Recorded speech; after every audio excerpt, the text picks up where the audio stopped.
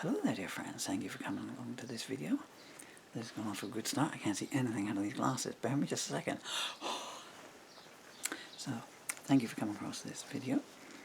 My name is Paul Murphy, and when I'm able to read them, I'm going to be some further lost lyrics readings. I just want to go through another few FAQs as well. Because I did Lost Lyrics 41, I can't remember that, a few days ago. And I got a text message saying, because, 41 at 30 minutes of time, even with my prevarication, they can't all have been lost. I was going to take the camera into the kitchen and show you the great big 80-litre plastic crate they were in. But yeah, they really were.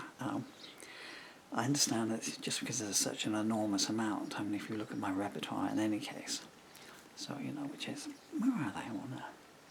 Oh, they're all over there. I'm debating whether to move the camera so you can see, but then you'd have to see the somewhat bad way that the disabled end up living in after 40 years of paying tax in England. So I have that vast volume in any case, and then to find another 500-600 songs, which is far more when you think the Beatles wrote, what was it, 208 songs or something or another. So I understand that and everything, but yeah, they really were. And how did I lose them? And well, because just not a lot of housework got done. The story is the same every time I tell it, my friends. I was writing and playing from the very early 80s, and then I lose track of the time, so maybe slightly chronologically, but I know in 83 I got run out of town where I was living, and I had to get out of Denver pretty darn quick.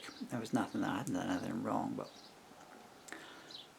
I've been homeless, and you can read the Bitter Realities book. For I was living in this squat, and the people I was living in, some of them were taking things they shouldn't have been taken. There were some ladies, young ladies, who were doing things they shouldn't have had to do to earn money, mainly to buy the stuff that they were taking and all kinds of things. And it was a bad situation, so I got out and I just wanted to disappear off. We all did. Steve went to Bristol. Do you want to hear an anecdote about the guy that got me playing the guitar? The great Steve Core. And he moved to Bristol. He had to get out as well. The net was just closing in. We had this little artist commune in this squat that we were in. But as ever, the vultures circled and everything, the predators and everything. They came in, and the scene got very bad, to use an awful phrase that one he has bandied about in the 60s. So Steve moved to Bristol, Albert's Park or something or other, because he was skint, and I remember sending him £5 and it came back. No such place, and I thought, how dare he's given me a false address and just disappeared off. But there were just so many Alberts. But anyway, for reasons we won't go into, John Ryan, well, you know the story. I ended up being dragged up to Bristol to go and see him. And I'm trying to stifle a sneeze here. Would you mind if I did this? Would you mind if I sniff? I'm sorry. And so he was living. We thought that where we were squatting to was bad, but when we got into this part of Bristol, so I was there, and Shane and Steve, and Shane was in a bad way at that point. You silly boy, Here I am talking about you 42 years later, and I'd much rather be talking to you. Was it worth it? No. Some people want to get so high, they get as high as heaven far too soon, Anyway, so so we were talking to Steve, and Shane had gone to do stuff, and I was there talking to Steve and everything. The other guys had gone off and talking about music, and he was saying, well, I guess Shane's dead, so it doesn't really matter now, does it? And when Shane had gone out, he said, I'm worried about me can't stop, and he's getting on all this way and stuff. And so we're just chatting, you know, and talking about music, and he was starting again on a fresh circuit. He had a good name down in charge, you know, he was high up on the circuit. Who'd he been opening for? I think he'd been opening for The Mob, No Doves Fly Here, superb record, dig it out. And he'd opened for them someplace in Taunton, and then he'd moved up to Bristol from there, but of course he had to go back at the bottom of the rung. And I was always happy just earning as much money as I needed to do what I wanted to do in a week, you know. Where were you going to keep it? If you made more and kept it, these clowns would just come in when you're out and they'd just ransack your bedsit and everything, you know. The police didn't care because they wanted everyone gone, you know. Blind eyes. The only time we saw the police in Chester House was when they wanted to visit the young girls up in flat 6, you know, passing by. Nasty, nasty. Swatton, I guess you're dead now because it's 41 years ago, isn't it? I hope you're dead. Disgrace to the blue uniform. Disgrace to humanity. But hey, you know, hopefully there's an afterlife, and hopefully you're face down in a great big pile of ordure for eternity. Anyway, so I was talking to Steve there, and all of a sudden there wasn't one of those because that was a knock on the table. There was a knock on the door. Steve goes, and there was this absolutely gorgeous lady there, completely stark naked. And Steve opens the door, and she says, "Hey man, can you change a tenner or £20? Can you break a 20?" Well, Steve couldn't, you know, because you know it was a 20p piece, yeah, but not a pound note, £20 note. And he said to me, "You got any change?" You know. And I said, "Yeah." But this lady was there just as casually as if you bumped into the high street, you know, and nice weather we're having, you know. I mean, you know, well, I guess you can work out who she knew. So we, you know, and away she went, completely naked. And madam, wherever you are too, you're still there. I can still picture you now all these years later. We only met for those few seconds, but you imprinted yourself on my mind. Very beautiful lady. There's so many parasites in this world. Well, what was I on about? Yeah, so I'll get back to the lost lyrics, I guess, because I've completely forgotten what I was talking about. Not only did I lose all these songs in the lost lyrics files that I've been doing, but I wasn't going to do anything today because I've not been feeling particularly well, but I thought I'm going to go through file 5, and I skipped ahead, which I haven't done on any of the others, because I wanted to find out if the Murphy Young songs that I wrote for Murphy Young's were in there. I'm kind of desperate. It's like Maltese Falcon. I would really love to get my hands on Welcome to Hell, Sweet Michelle. But anyway, it's not going to happen. But I know that the Murphy Young songs, I kept them in a separate, what you call A4 document folder. And the reason I know they're there is because I wrote one and only song for, I won't say the lady was the love of my life because that is disparaging to all the other lovely ladies, but hi Ruhila, I regret marrying some people, and you're the only person I regret not marrying, for what it's worth. But man, I could never afford you. This lovely lady called Ruhila. My son Dylan adored you so much, Ru. You never got to speak to Emily, did you? Called me one day and went up the garden to take it, as my then wife sat in here and sharpened a crossbow, I think. And she said, and Ruhila, and she said, "Guess where I've just been?" I said, "Well, you've been somewhere around the world, and wherever you've been, a natural disaster will soon follow." She said, "I've just been to the Grand Canyon." I said, "Oh, great." I said, "Is it, you know, is it okay?" I mean, I'm sure it is, you know, but it's basically just a hole in the ground, I guess, you know, no disrespect to it. I said, "Well, I had a great look." She said, "I chartered a helicopter and flew over it." What? How much do you think that cost? I said, I don't know. She said, 15 grand for 10 minutes. What? Anyway, and the reason I mention that is because it kind of reminded me of a joke I used to say about my wives, which was, they came for the music, they stayed for the sex, and they left with the money. Anyway, and I remember this one of that, so I went up to the bedroom, stagged my way up there, had a look, no sign of it. I remember it was too, because I'd like to see this lyric to for Ruhila as well. And it wasn't there. And then I noticed in the back of the wardrobe where I pulled the other stuff down that I did the other day, there was some more of these at the back end, so I pulled one down. And you can, I don't know if this does show, but I have to be very careful, I'm going to choke myself. But I don't know if you can see that, but so, and I thought, what's in here? I mean, the first one was all my track sheets that I haven't seen in 20 years, I guess. So of all the, it's a list of all the songs I recorded, how many takes, and then what track sheets they're on, so all the studio sheets. This sneeze is just, well, this is probably one. But I don't know if you can see those cobwebs there and the dust on it. I could probably write my name, and I don't want to disturb it too much, but man, I just, so yeah. And what's in this one? I know you're ahead of me, but I'm going to tell you in any case. Yet more lyrics. Yet more lost lyrics. I've been sitting up on the back of the wardrobe, and the first one here is called, oh, Hold On To Your Heart. Well, that's a song I actually know, actually. But hold on to your heart. I used to play that one live. And so we are in early 1999 here. If you've been following these and you know the box files there went from 89. Well, the original handwritten lyrics to Men Like That. Obsessional Love. Wow, there's a title. So there's a whole lot more lost lyrics there. Can you see the dust on them? So there, yeah, so when I tell you that I lost 600 songs, no, I wasn't telling you the truth, because I've probably lost 700 songs.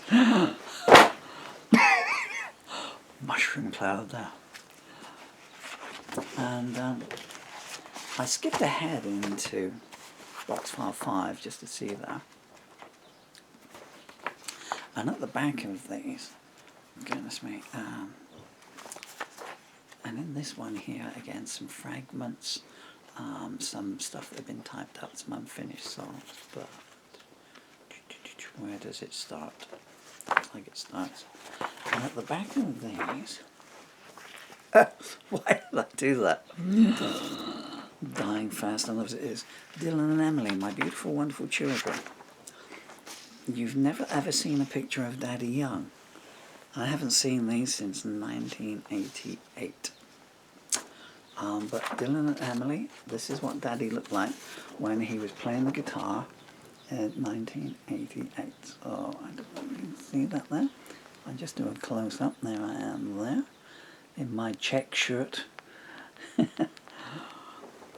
Working, blue-collar, working man's outfit.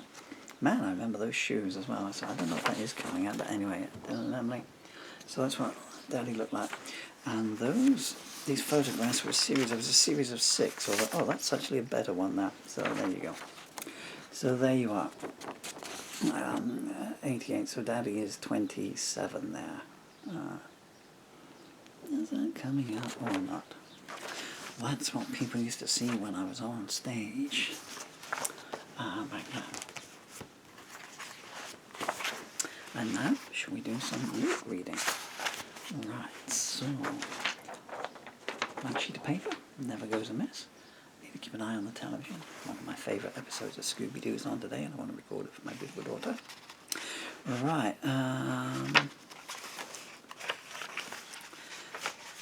so I want to find one that is completely new to me.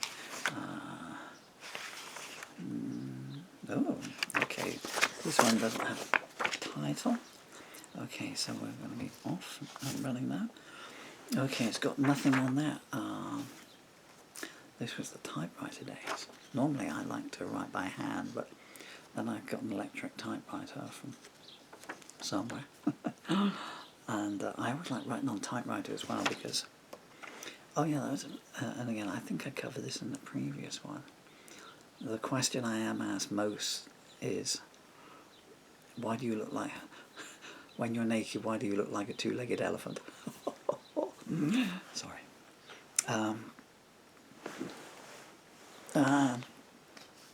What comes first, the music or the lyrics? And I think there's some, I've done some videos of me actually writing a song, you know, where I just take a blank piece of paper and the first line comes to me and then it pours out.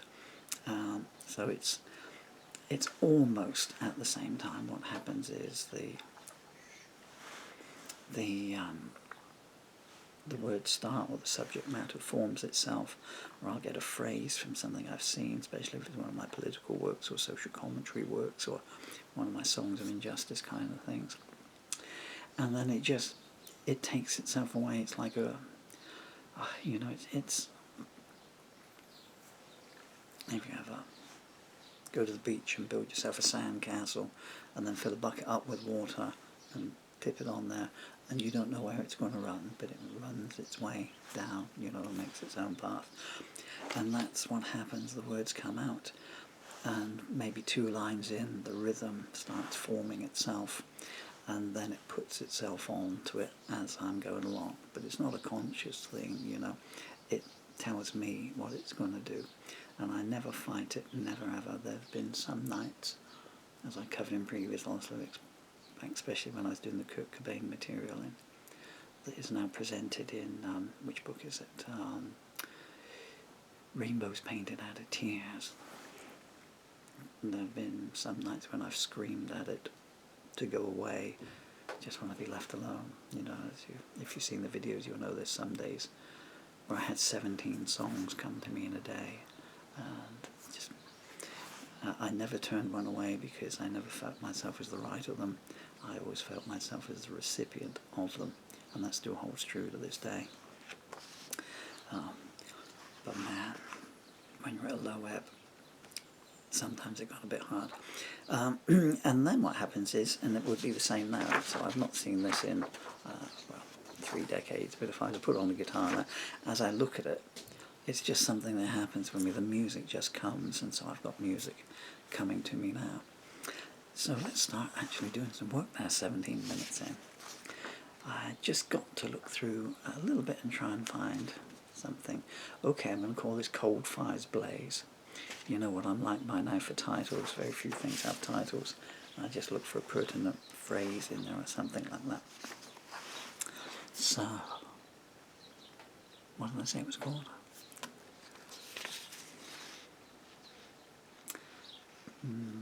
I've lost it. Cold Fires Blaze. Cold Fires Blaze. That's a good image, isn't it? Saw the sands running low, heard the howling wind blow, watched the black river flow as you sang, knew of your ecstasy, touched on your sympathy, loved the intricacy that you bring, saw you pull back the stone, knew all that you had known, knew that you had outgrown what you had, guessed that you would find out, had no time left for doubt, you were too hoarse to shout, you were sad. Saw you come through the haze, saw the cold fires blaze, you kept me amazed with your trust. Watched the screen turning blank, didn't know who to thank, and you bled on the bank for your lust. Paid the price for the world as the flag came unfurled, you stood back and hurled your last spear. You forgave those that sinned, blew a kiss to the wind, placated your twin with a tear.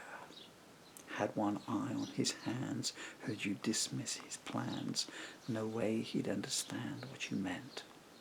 Going down with such style, couldn't help but to smile, all the venom and bile that he'd spent. You were writing on glass, giving thanks, saying mass, no equal in class or in name. Calmed the waters with flair, with a wink and a stare, hidden facts everywhere but their place. Unimpressed by their ploy, treated them like a toy, made them think you were coy to his face. Some had blood on their shirts, some were covered in dirt, others said they were hurt by the deal. Should have given you more, placed a sign on your door, who could even the score against you. Saw your script was in code, felt the screen overload. Somewhere back down the road, I fell through.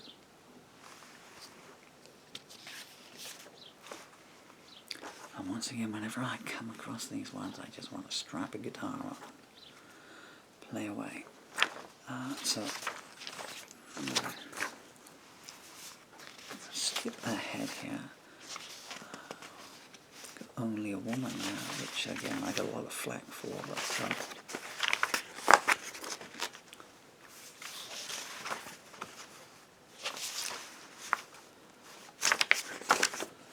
what is this called, I wonder?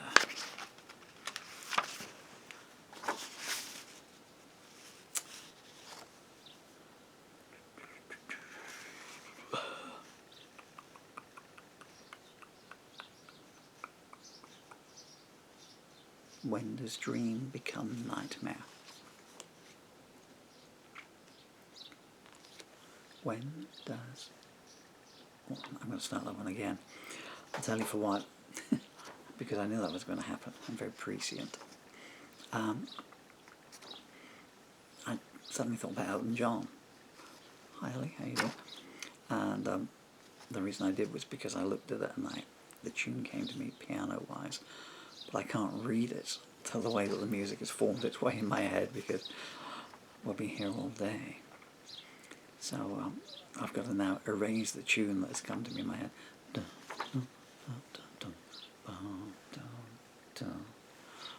So, what did I say this was going to be called? Oh, I need to find the remote control. Scooby just started. It's the man crab one. It's so funny in some places. You've got to be an adult to get the jokes.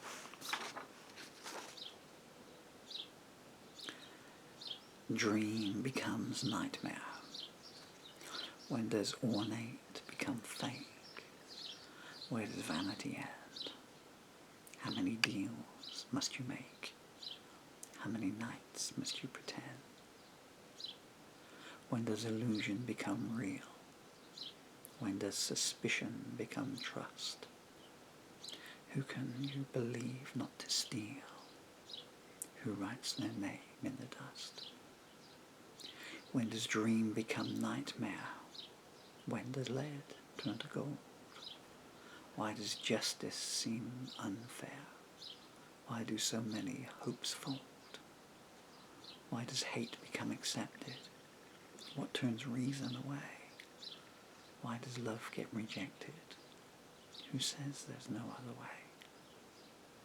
When does deceit become gospel? When do secrets become known? Why do the meek become hostile? When do true feelings get shown? When does release become prison? When does intent become deed? Why do so many not listen? Why are so many in need? When does beauty turn ugly? Why does sympathy fail?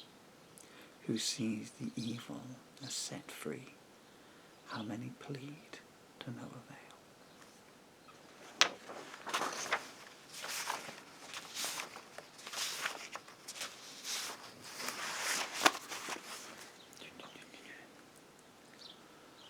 Oh, this one's got some...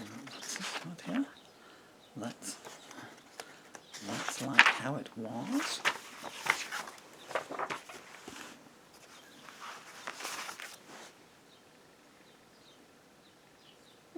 Okay. That's like how it was. There's no dates on these, which is rather annoying. Oh, goodness me. Little bits falling out from inside them here. 24 minutes, okay. Need to try and speed it up a little bit. That's like how it was.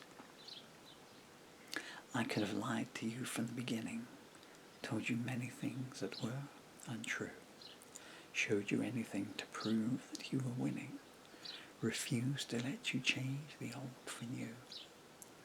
I could have told you that I had what you needed, said the stars were mine to give to you, could have turned away while your brother pleaded, and told him I had something else to do. I could have made you think that I never cared, or that I maybe you never knew. I could have refused to tell you how the victor fared, and said you weren't the pictures that I drew. I could have made you disregard the rumour. It was started by we both know who. Everything was done with a sense of humour. Started small, but then it all just grew.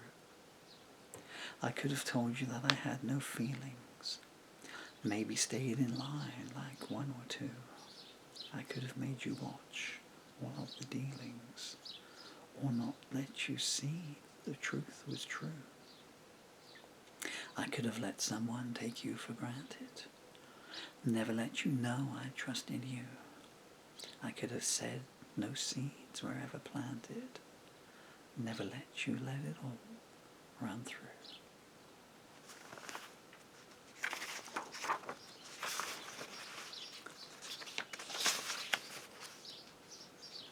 See, I'm usually a nice guy when I break up with someone.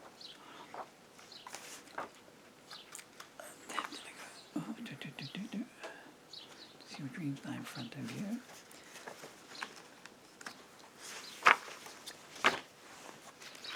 Maybe this one is upside down.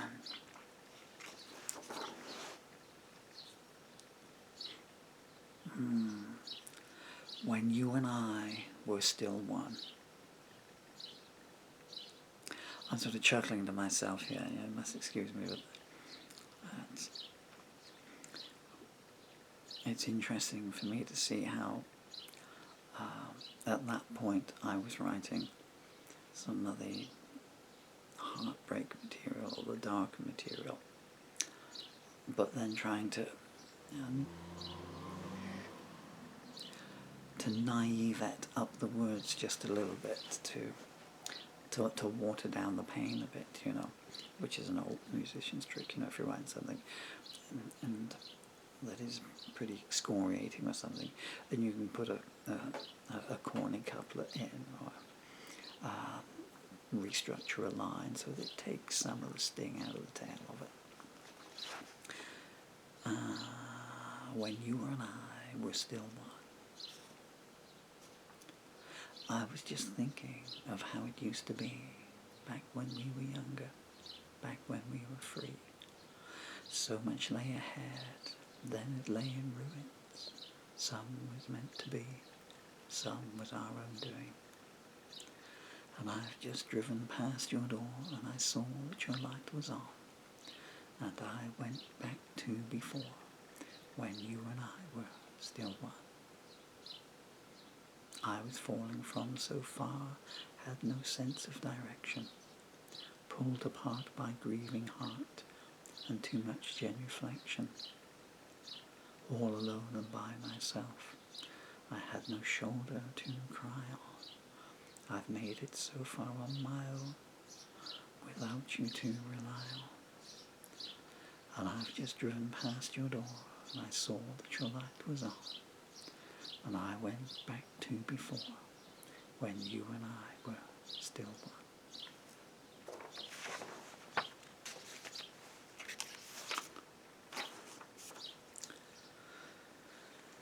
Okay, I'd love to know where I was to when I wrote this. You'll find out why when I start reading it. I wonder if it was around Christmas time, so I seem to have drawn a little hole in the ivy at the top there.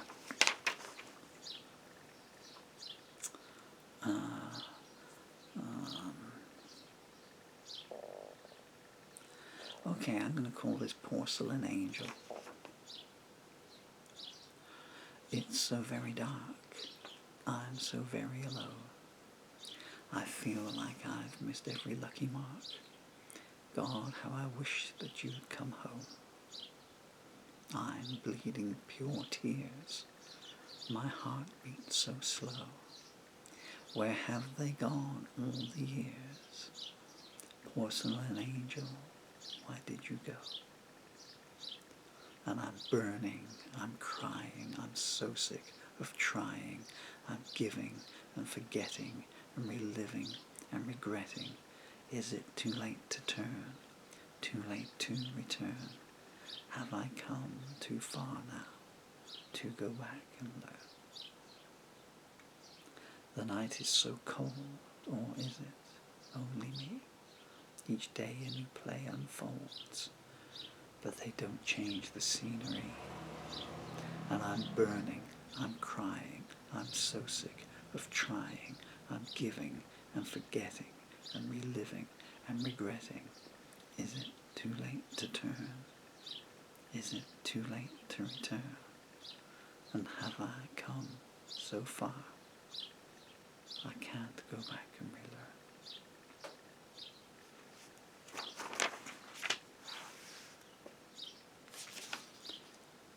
Goodness me. Okay.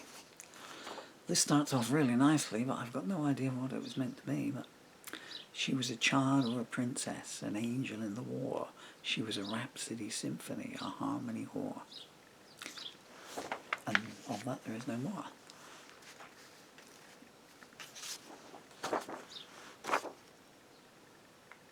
Oh, how am I doing for time? Okay, I might just get this one done, I don't know. No, I don't think I'm going to.